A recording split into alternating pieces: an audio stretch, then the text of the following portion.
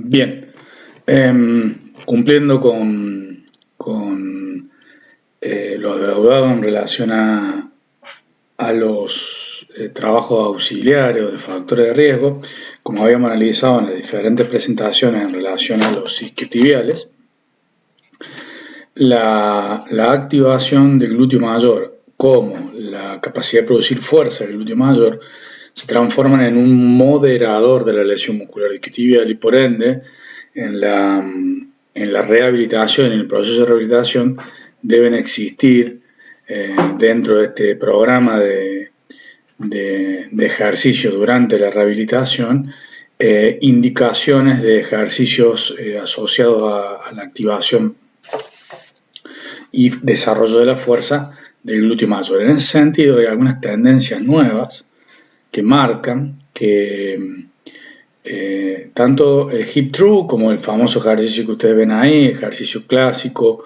de la capacidad de producir fuerza horizontal, como el trineo de empuje o en unas fases más avanzadas de la rehabilitación, el trineo de tracción con acciones de sprint, se deben realizar con entrenamiento de alta carga para este grupo muscular. Hay dos formas de poder cuantificar la carga, sobre todo de los trineos. Una de las formas es utilizar un porcentaje del peso corporal, que es lo más fácil de entender, y lo más preciso en realidad es utilizar un porcentaje de la pérdida de velocidad de acuerdo al promedio de carga utilizado. Es más compleja la fórmula y en términos genéricos, para las poblaciones a las cuales nosotros estamos habituados, funciona bien hacerlo con un porcentaje del peso corporal. La recomendación es tratar de llegar en algún punto a valores cercanos al 100% del peso corporal o al 90% del peso corporal, obviamente de forma progresiva, pero en sujetos no entrenados, en deportistas recreacionales que siempre que no están habituados a trabajar con este tipo de cargas, es probable que con el 50-60% del peso corporal sea suficiente para generar una buena activación del glúteo. Lo que sí, bueno, nosotros también o el empuje de cadera, ¿qué se puede hacer, por ejemplo, en una camilla de isquiotibiales?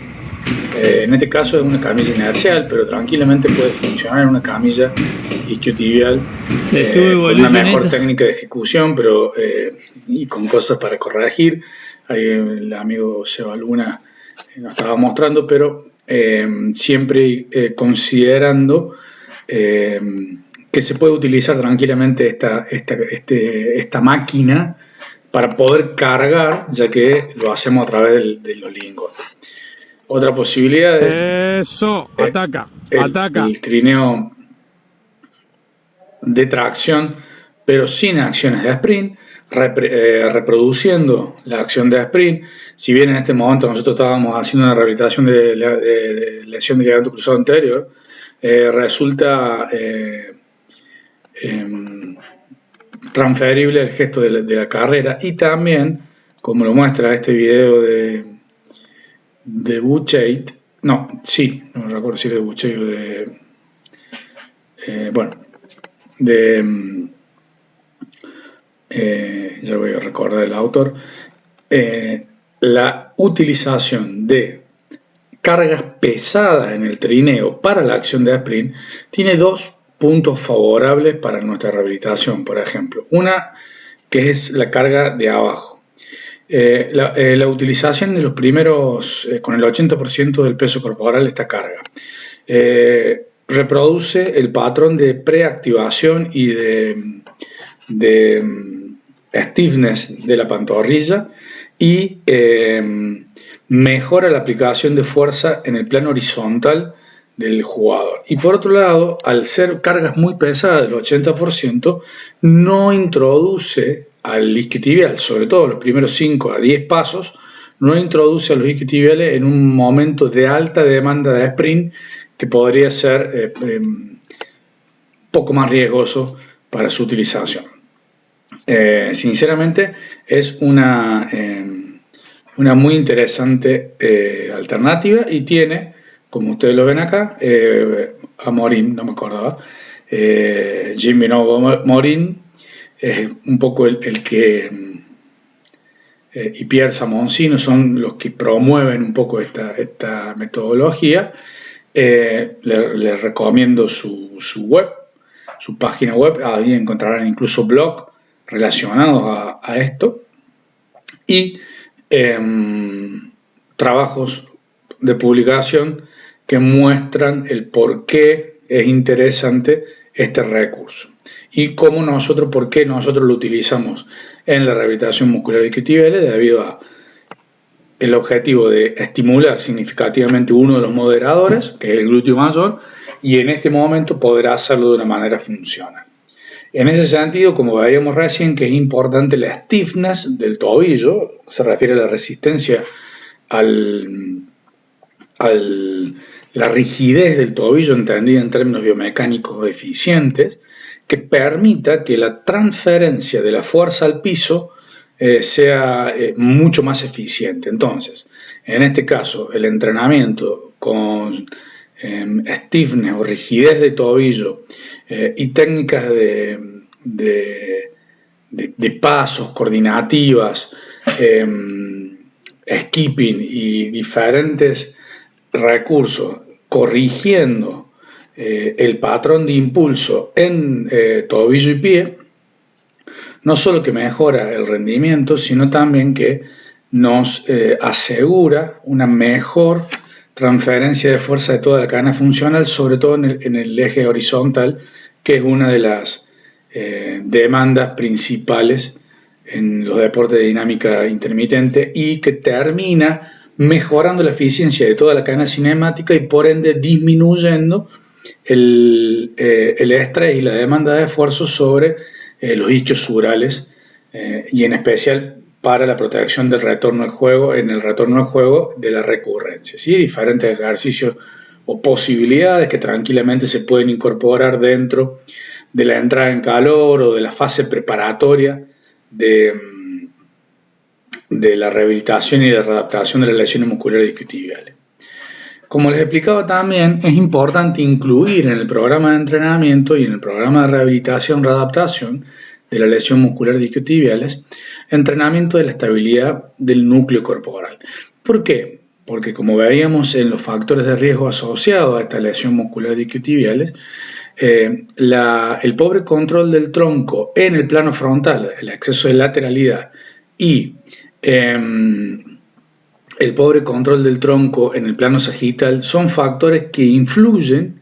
en la demanda excéntrica de los isquiotibiales en la acción de sprint, y que se encontró que jugadores con este pobre control y stiffness y rigidez de los músculos del core en las acciones de sprint tenían asociado mayor riesgo de lesión de isquiosurales. Por ende, deben ser incorporados dentro de su rehabilitación. Entonces nosotros, como decíamos y como mostrábamos, podemos quedarnos con esta gran cantidad de frecuencia y batería de ejercicios variantes del puente ventral o del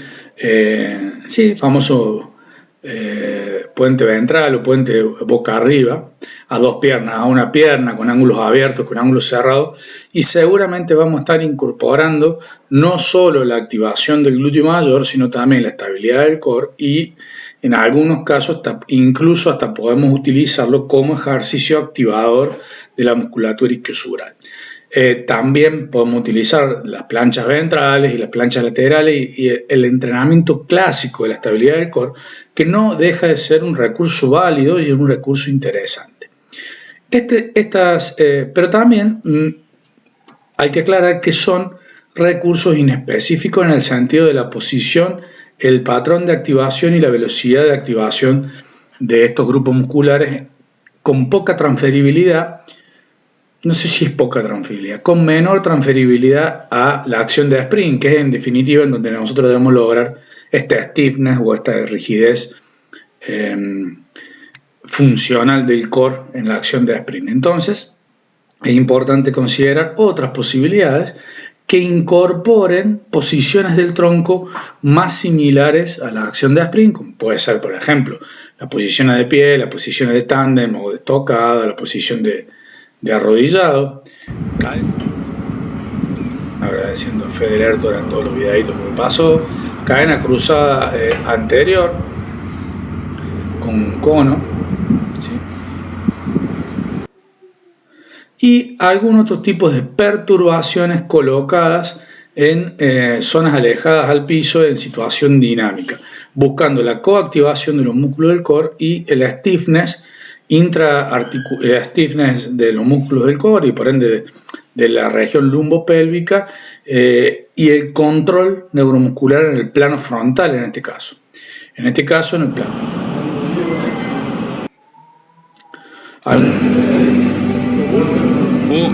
buscando estabilizaciones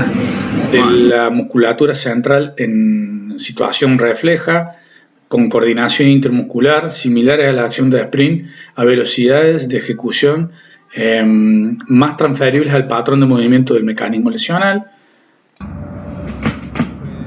Acción cruzada, probablemente ahí el disco sea muy pesado, se puede hacer con un disco más liviano, pero también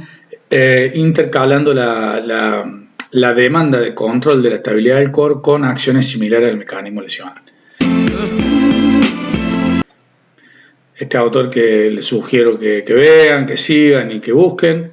algunas alternativas con el pre-reflex y la activación de los músculos extensores de cadera y el glúteo en situación de similitud con el mecanismo lesional. ¿Sí? Y bueno, esto que sí marcaba en relación a la carga.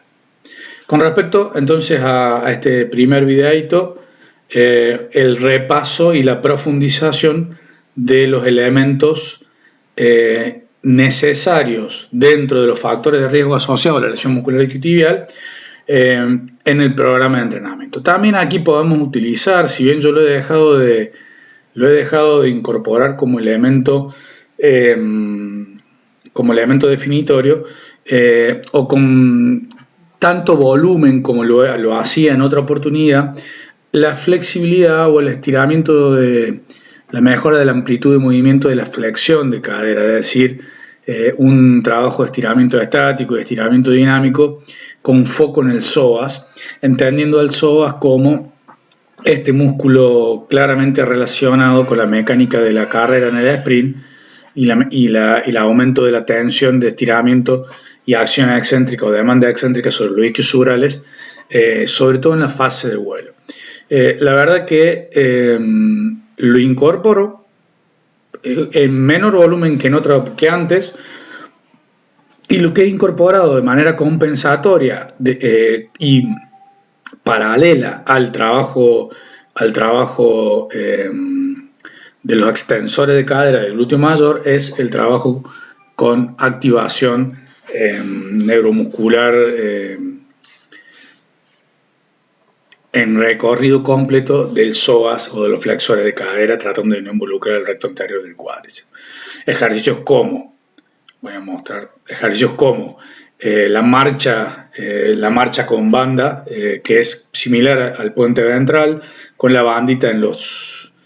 empeines y generando una flexión de cadera en un miembro mientras la otra cadera está en extensión, lo mismo en situación de pie, lo mismo en puente ventral. Es decir, tratar de correlacionar, no es correlacionar la palabra, tratar de combinar activaciones del extensor de cadera de un lado con el flexor de cadera del otro, que es el típico patrón